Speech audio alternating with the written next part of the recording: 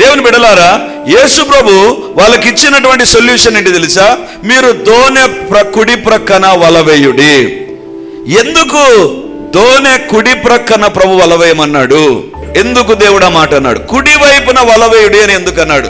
దేవుని బిడ్డలారా, ఎందుకు దేవుడు ఆ మాట చెప్పాడంటే, కుడివైపు దేవుని స్థలము, ఎడం వైపు సాతాను స్థలం అని కాదు. మరి ఎందుకు చెప్పాడు దేవుడు? వీళ్ళు రాత్రంతా ప్రయాసపడ్డారు కదా. 7 మంది గలిలయ సముద్రంలో కలియదిరిగింటారు. ఇక్కడ దొరకలేదు, అక్కడికి పోదాం, అక్కడ దొరకలేదు, ఇక్కడ మొత్తం గలిలయ సముద్రంలో, ఆ తిబెరే సముద్రంలో మొత్తము వాళ్ళు పిచ్చి పిచ్చిగా తిరిగింటారు రాత్రంతా చేపలు పట్టాలని. కానీ ఇప్పుడు యేసుప్రభు ఏమంటాడు తెలుసా? సూర్యోదయం అవుతుండగా, ఉదయం అవుతుండగానే యేసుప్రభు అద్దరు నిలబడి మీ కుడి ప్రక్కన వలవేయడి. కుడివైపున ఎందుకు వేయాలి ప్రశ్నించారా? ఎందుకు అనే ప్రశ్న ఏమన్నా వచ్చిందా? మళ్ళీ ఎందుకు అనే ప్రశ్న వచ్చిందా? ఆల్రెడీ రాత్రంతా వేసాం, మళ్ళీ ఎందుకు అనే ప్రశ్న వేశారా? వేయలేదు. నీ జీవితంలో నువ్వు చేయవలసిన పని ఏంటంటే, దేవుడు చెప్పినప్పుడు if you show obedience to that, అక్కడ ఉంటాయి ఆశీర్వాదాలు.